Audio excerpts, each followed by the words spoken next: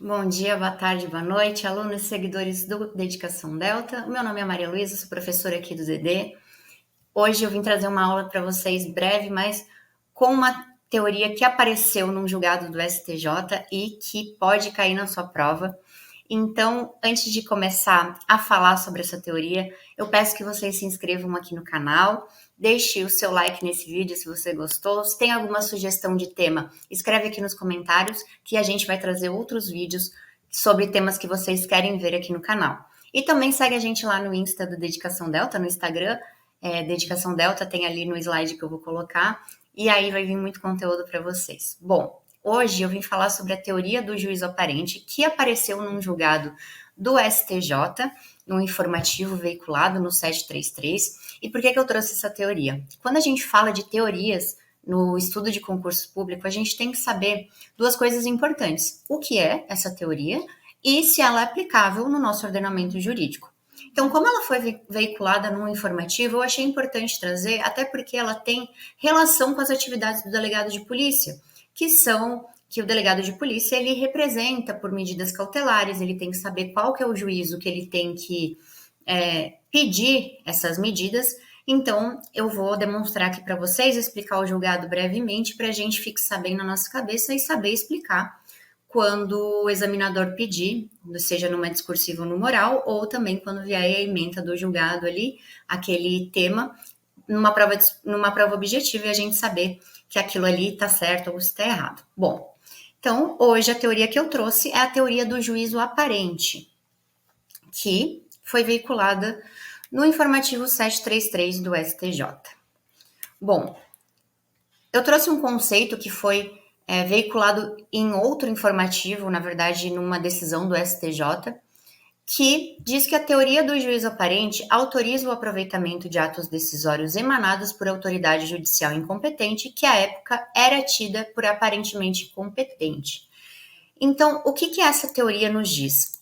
O que ela é? Essa teoria do juízo aparente, ela serve como uma regra para impor certos limites à invalidação de atos processuais. Porque puxando lá para o início do processo penal e também na parte de constitucional, a gente lembra que a gente estuda o princípio do juiz natural. O que é esse princípio? Há determinação de regras de competência pré-fixadas para determinar quem que é o juiz que vai ser competente a julgar aquele determinado caso. Na Constituição, a gente tem algumas regras pré-definidas, como, por exemplo, a competência dos tribunais federais, do STJ, do STF. E também, no artigo 69 e seguintes do Código de Processo Penal, a gente também tem umas regrinhas, como, por exemplo, a natureza da infração vai definir a competência, o local da infração pode definir a competência. Então, existem regras pré-fixadas para evitar aqueles tribunais de exceção, né? Que são aqueles tribunais criados para julgar o fato depois que ele já ocorreu, né? Ou para determinado fato específico. Então, esse princípio do juiz natural e essas regras de definição de competência, elas são seguidas à risca.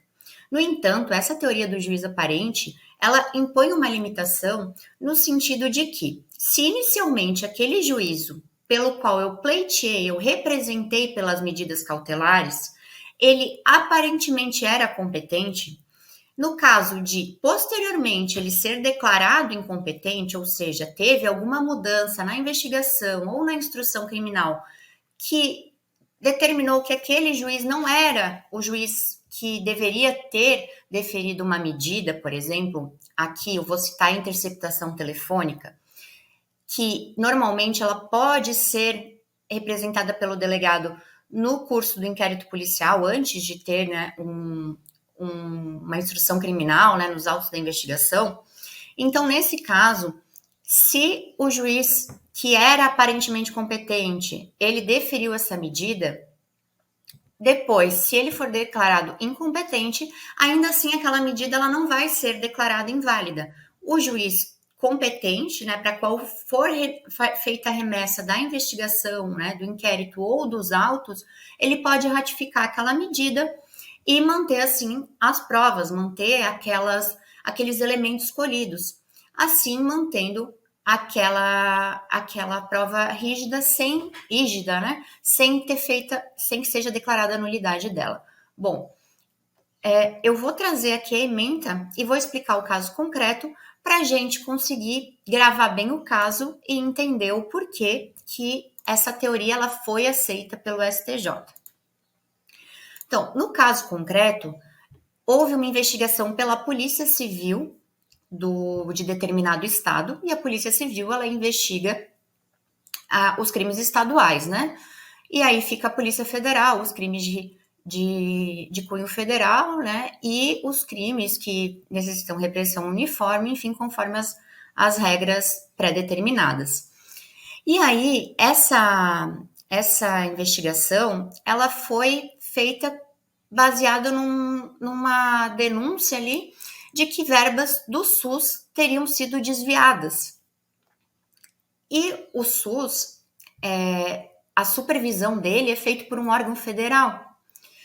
E aí o STJ entendeu que o juiz estadual que deferiu as medidas, né, a Polícia Civil tinha feito a investigação e pedido algumas medidas, como interceptação telefônica, busca e apreensão, sequestro de bens. E aí o juiz estadual, melhor dizendo, ele decretou aquelas medidas, declarou aquelas medidas e a defesa impugnou, né? A defesa pediu a incompetência daquele juízo, haja vista que, por ser de competência da Justiça Federal, aquela investigação, né, no caso, como havia desvio de verbas sob a supervisão que estava sob a supervisão de um órgão federal, nesse caso, aquele juízo estadual ele não poderia ter deferido aquelas medidas. No entanto, o STJ ele entendeu que o juízo podia, porque naquela época, né, do início da instrução, do início da investigação, o juízo era aparentemente competente, então a Polícia Civil investigando achava que o crime era, pelos elementos que tinham, era de cunho estadual, era de competência estadual, porém, pelo desdobramento da investigação, foi identificado que as verbas eram federais, né, sob a supervisão federal, e aí não era mais da Justiça Estadual a competência. Então, nesse caso, para evitar a invalidação de atos praticados, né, já a interceptação telefônica já feita, para manter essas provas, o juízo federal, ele quando receber os autos, ele pode ratificar aquelas medidas e assim continuar tocando o processo ali, fazendo os seus atos normais, né? Então, eu vou ler aqui a emenda.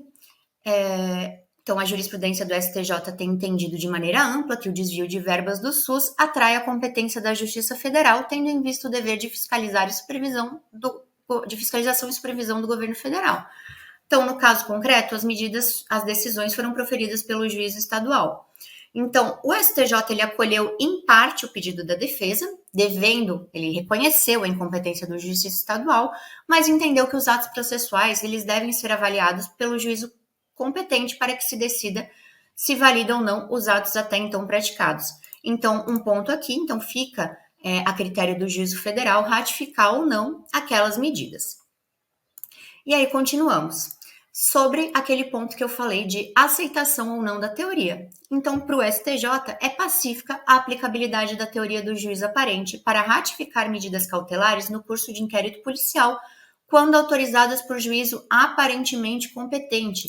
Então, se a investigação, a instrução criminal, ela indicava que aquela competência era da Justiça Estadual, não há por que invalidar aquele ato, podendo ser ratificado, sim, posteriormente aceita a teoria no nosso ordenamento pelos tribunais.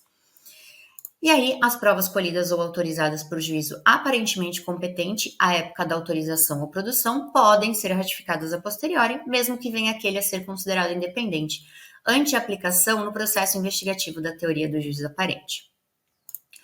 Bom, gente, hoje essa aula foi breve, porém é uma teoria que pode cair sim na sua prova. Tudo que aparece de nomenclatura diferente, nome de teoria, nos julgados dos tribunais cai em prova sim, e principalmente essa questão da teoria do juízo aparente, que ela é muito ligada à interceptação telefônica quando é deferida durante o inquérito policial.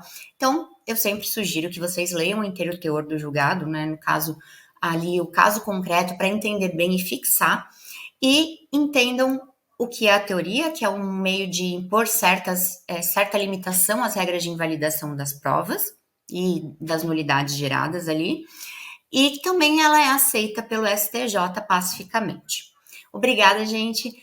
O que eu puder ajudar vocês, eu fico à disposição. Escreva aqui nos comentários se vocês gostaram e até a próxima.